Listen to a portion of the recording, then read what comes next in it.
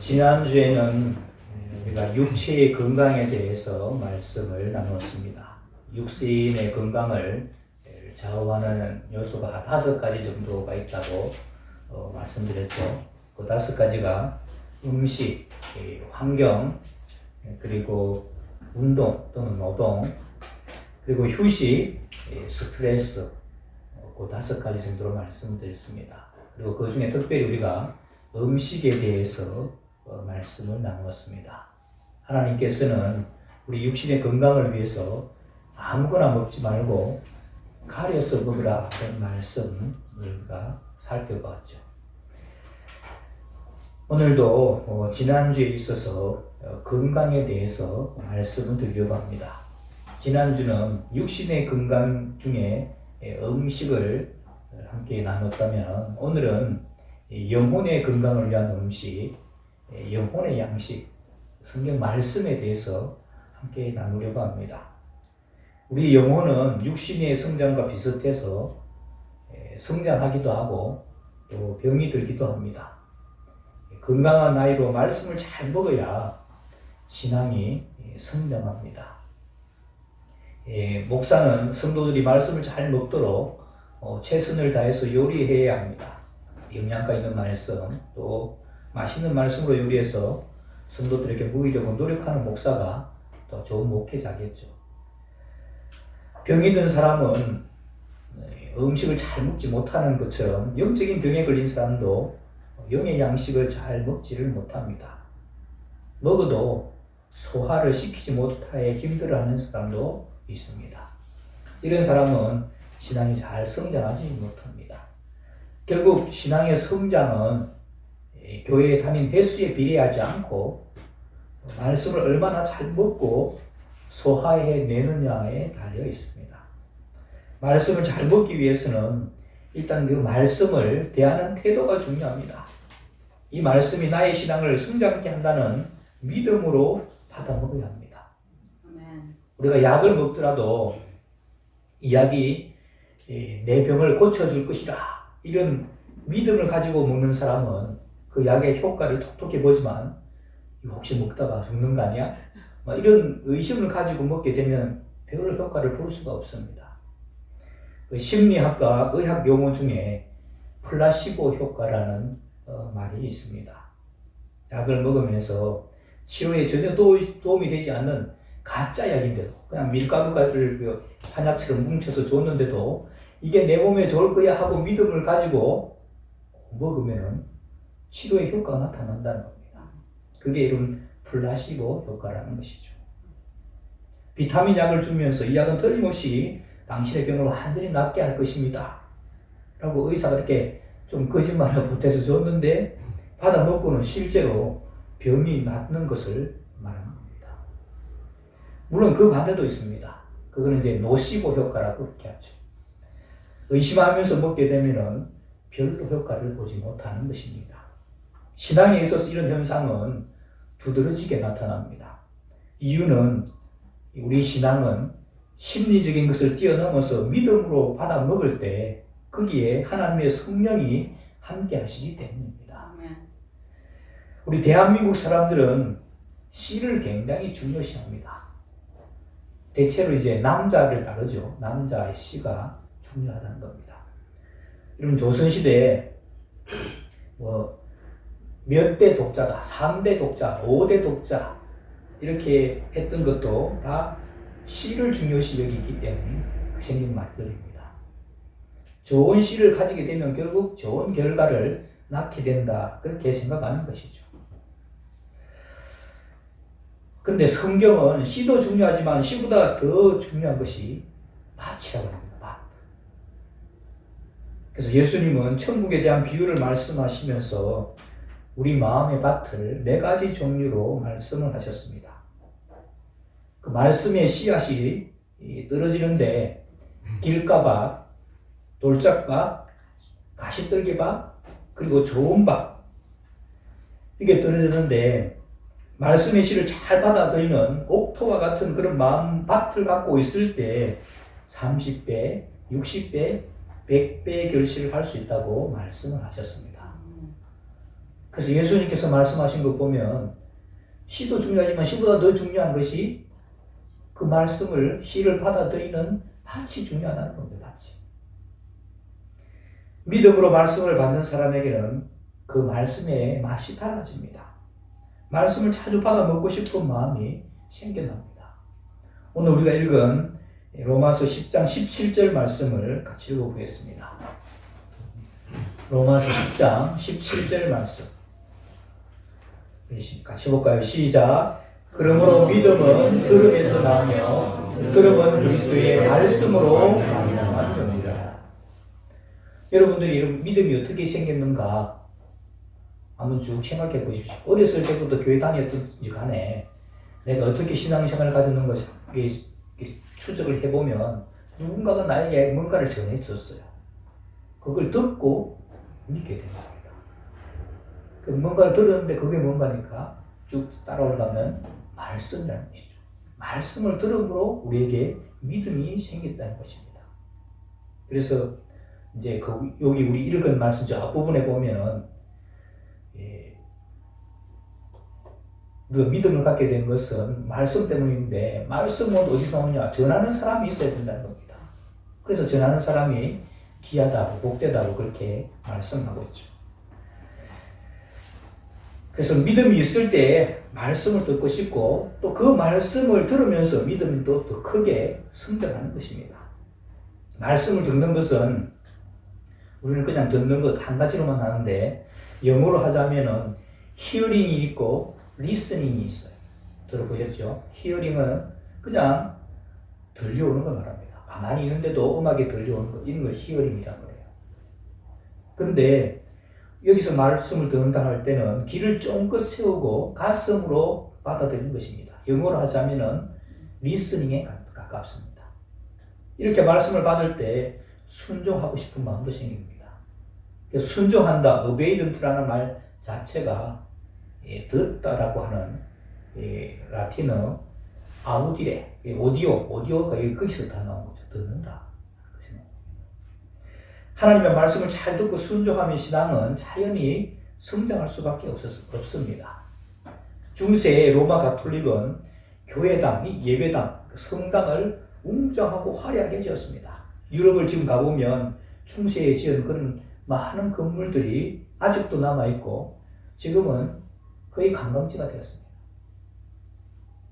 이름 있는 화가들을 동원해서 성전 벽화, 또 천정화 이런 것들을 그려놓게 했습니다. 레오나르도 다빈치가 그린 이런 하나님이 아담에게 손가락을 이렇게 가르친 거 있죠. 이런 것도 다 성전의 천정화로 그려져 있는 겁니다. 믿음을 소재로 한 그림은 뭘 이제 많이 보게 하면 그걸 보면 참 감동도 받죠. 거기 가는 사람이 그 화려하고 그 웅장한 그 건물에 압도당하고 그렇게 하기는 합니다. 그런데 더 중요한 것은 놓쳤습니다. 바로 하나님의 말씀을 들려주지 못했습니다. 당시 일반 사람들이 잘 사용하지 않는 사허인 라틴어를 가지고 예배를 드렸습니다. 그러니까 사제들 외에는 아무도 이해할 수가 없었습니다. 몇 시간 예배를 드려도 하나님의 말씀을 한 말씀도 제대로 알아들을 수가 없었습니다. 그렇게 하나님의 말씀을 듣지 않으니까 믿음이 자랄 수가 없었죠. 그렇게 믿음이 자랄 수 없었기 때문에 중세 청년간을 우리가 신앙의 암흑기라고 말하는 것입니다.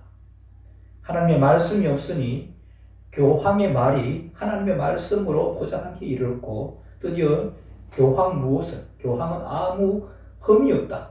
그런 말까지 나오게 된 겁니다. 종교개혁을 일으켰던 종교개혁자들은 다시 하나님의 말씀을 듣게 해줌으로써 믿음을 새롭게 하여 주었습니다.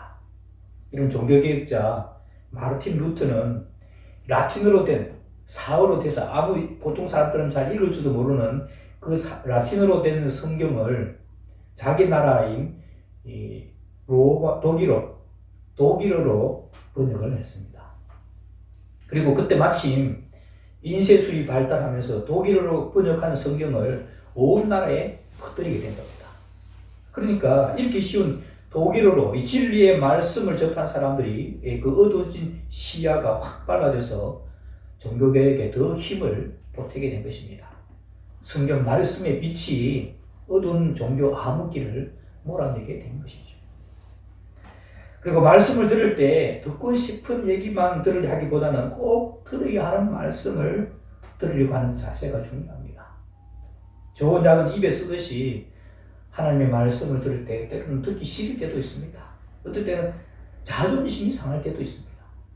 그러나 그 말씀 앞에 순종하려는 자세로 들으면 반드시 영적인 성장을 이루어 균형적인 신앙을 갖게 되는 겁니다. 그래서 말씀을 먹는다는 것은 단지 그 말씀을 읽거나 듣거나 묵상하는 것을 지나서 그 말씀에 순종하는 데까지 가야 합니다. 그래 진짜 말씀을 먹은 게 되는 것이죠. 그리고 온전히 신앙이 자라게 되는 겁니다. 순종은 내 생각을 듣고 하나님의 생각을 받아들일 때 일어납니다. 이게 여기에 놀란 하나님의 이적을 보게 됩니다. 이것은 말씀의 신비입니다. 하나님은 언제나 없습니다. 이를 삶 속에서 인정하고 살아갈 때 말씀을 내 것으로 받아들일 수 있고 순종하게 되죠. 그리고 이것이 은혜입니다. 성경에 나오는 예를 가지고 한번 말씀을 드려보겠습니다. 성경에 보면 나만 장군이라는 사람이 나옵니다.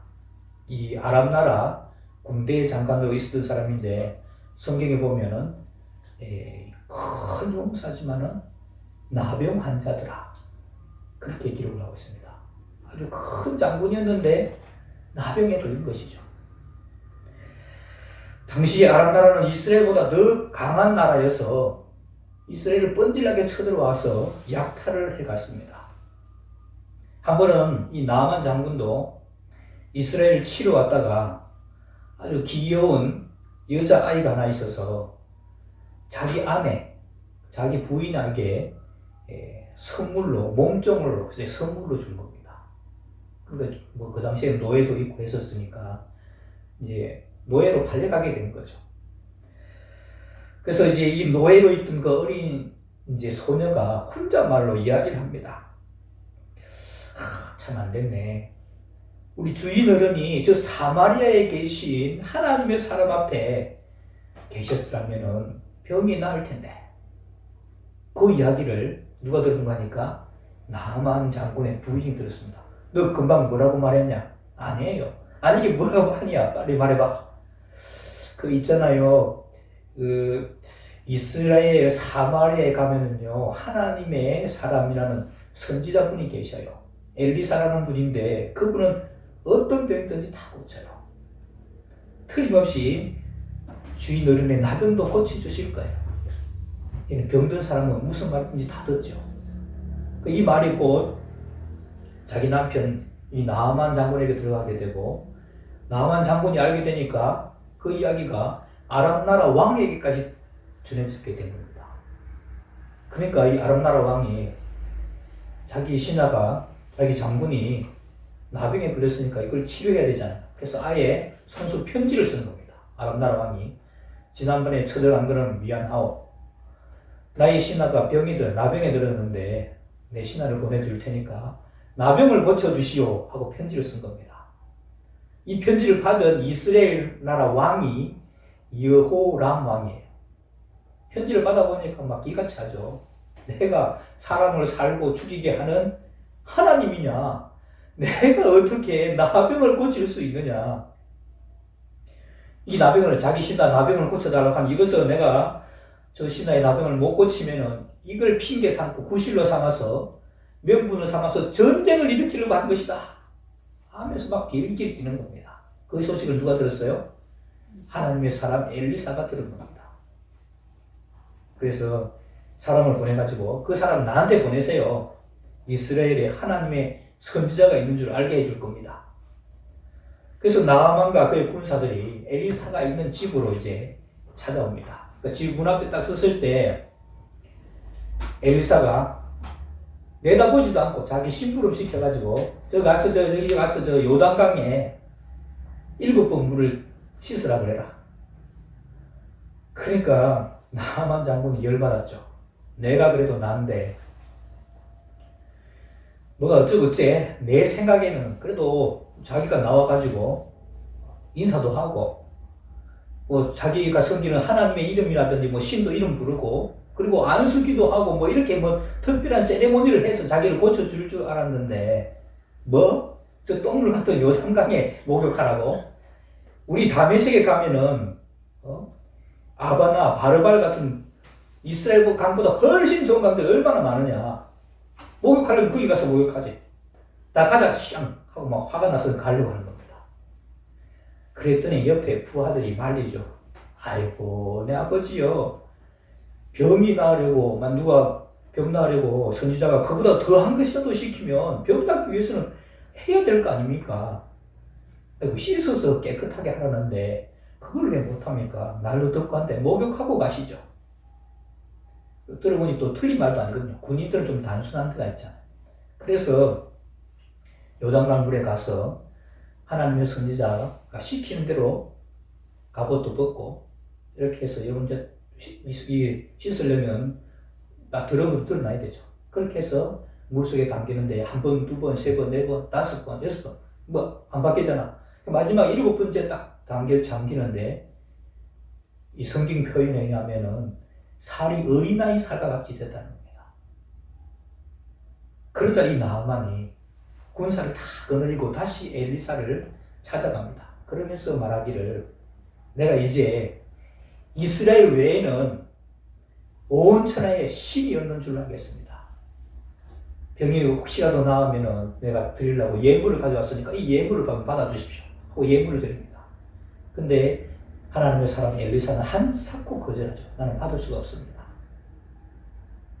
그러니까 이제 더 감동적이면 여기 나옵니다. 제가 이 말씀 드리려고 더 말씀드리는데 더 감동적인 면이 나오는데 나아만이 말하기를 그러면 한 가지 청이 있습니다. 그게 뭐냐?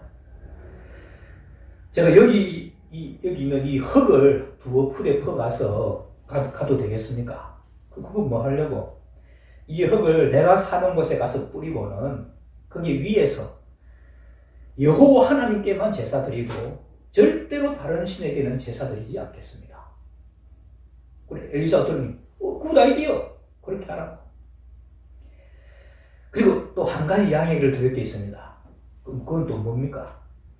저는 이제부터 여호와 하나님만 섬기겠지만은 내가 모시는 왕은 뭐 하나님을 경험하지도 못했으니까 자기가 섬기는 림몬의 땅에 들어가서 그 림몬의 신에게 제사를 드릴 겁니다. 제가 군대 대장이 돼서 군대 장관이 되어서 왕에 들어갈 때 그 왕을 옆에서 부축을 해야 됩니다. 나는 하나님께만 제사 드리고 여호와 하나님께만 제사 드리고 싶은데 어쩔 수 없이 옆에 가서 부축하다 보면 내 의지와는 상관없이 그 왕이 수그릴 때 고개를 숙이고 할 때 나도 고개를 숙일 수밖에 없습니다. 이거는 좀 양해해 주셨으면 좋겠습니다. 나는 여호와 하나님만 섬기겠는데 내 의지와 상관없이 그 리몬의 신 앞에 내가 고개가 숙여지는 것 이거는 좀 양해해 주셨으면 좋겠습니다. 그랬더니 엘리사가 말하기를 우리 여호와 하나님은 그런 쫌생이 같은 하나님이 아니시다. 다 이해하니까 아무 걱정하지 말고 가시오. 그렇게 말씀합니다. 제가 이런 말씀을 드렸는데 참 재미있죠. 성경에 이런 재미난 이야기들이 많이 있어요. 우리 한번 성경 읽어보겠습니다. 오늘 금방 말씀드린 거 열왕기하서 5장 8절에서 19절 말씀. 구약성경 568면 일부러 찾아보게 하는 겁니다. 열왕기하서 568장 찾으셨으면 아멘. 제가 8절을 봅니다. 자, 하나님의 사람 엘리사가 이스라엘 왕이 자기의 옷을 찢었다 함을 듣고 왕에게 보내 이르되 왕이 어찌하여 옷을 찢었나이까 그 사람을 내게로 오게 하소서. 그가 이스라엘 중에 선지자가 있는 줄을 알리이다 하니라. 나만이 이를 말들과 물건을 들고 엘리사의 집문에 서니 엘리사가 사자를 그에게 보내 이르되 너는 가서 요단강에 몸을 7번 씻으라. 내 살이 회복되어 깨끗하리라 하는지라. 나만이 이를 물러가는데 내 생각에는 내게로 나와서서 하나님 여호와의 이름을 부르고 그의 손으로 그의 위에 흔들어 나병을 고치리라. 다메섹강 아바나와 바르발은 이스라엘 모든 강물보다 낫지 않느냐. 내가 거기서 물을 씻으면 깨끗하게 몸을 씻으면 깨끗하게 되지 아니하랴 하고 몸을 들려 분노하여 떠나니 그의 종들이 나와서 말하여 이르되 내 아버지와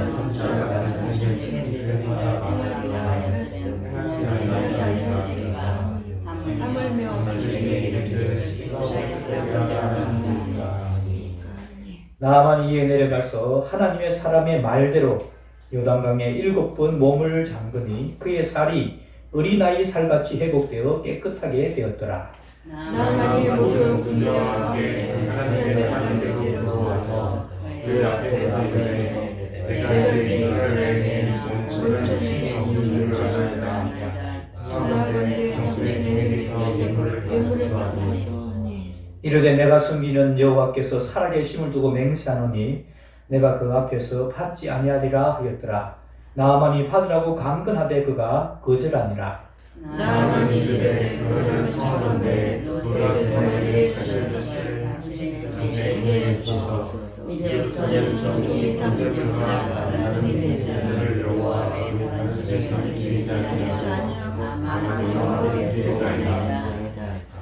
오직 한 가지 일이 있사오니 여호와께서 당신의 종을 용서하시기를 원하나이다. 곧 내 주인께서 림몬의 신당에 들어가 거기서 경배하며 그가 내 손을 의지하심에 내가 림몬의 신당에서 몸을 굽히오니 내가 림몬의 신당에서 몸을 굽힐 때에 여호와께서 이 일에 대하여 당신의 종을 용서하시기를 원하나이다 하니 엘리사가 이르되 너는 하나님이 아니라 그가 이스라엘과 중국하다. 아멘. 이 나아만이 하나님의 말씀을 선지자 엘리사를 통해서 들었을 때 처음에는 귀에 거슬렸죠. 자기 귀에 거슬렸어요. 그렇지만 순종했더니 기적이 일어난 겁니다. 아멘. 그리고 그의 믿음이 완전히 달라졌어요. 그래서 여러분 믿음의 순종은 더 큰 믿음으로 성장하게 되는 겁니다. 아멘. 우리 몸이 건강하게 되려면 좋은 음식을 섭취해야 되는 것처럼 영적인 건강을 유지하고 영적으로 성장하기 위해서는 역시 영혼의 양식인 하나님의 말씀을 먹어야 합니다. 때로는 그 말씀이 내 귀에 거슬리고 자존심이 상한다 할지라도 거기에 순종하게 될 때 우리의 믿음이 한층 성장하게 됩니다. 우리 영혼이 살고 자라기 위해서는 반드시 하나님의 말씀을 먹어야 합니다. 올해 표가 사람을 살리고 세우는 교회인데 이것을 이루기 위해서는 반드시 하나님의 말씀을 먹어야 합니다. 3월달부터 주일날 식사 후에 1시간 정도 성경을 공부하려고 합니다. 주일날은 아예 여러분 2시까지는 교회에 있는다 이 생각하시고 성경 공부 함께 동참해 주시기 바랍니다. 그래서 우리 영혼의 양식인 하나님의 말씀 성경을 읽고 듣고 순종해서 우리 영혼이 건강하고 우리 믿음도 더 크게 성장하게 되기를 주님의 이름으로 축원합니다. 기도하겠습니다. 하나님 아버지, 오늘은 우리 영혼이 어찌하면 건강할까 생각해 보았습니다. 영혼의 음식인 하나님의 말씀을 귀에 있을 때 듣고 읽고 배우고 또 우리 영혼이 강건하게 하시고 우리의 신앙이 자라나게 하여 주옵소서. 예수님의 이름으로 기도하옵나이다. 아멘.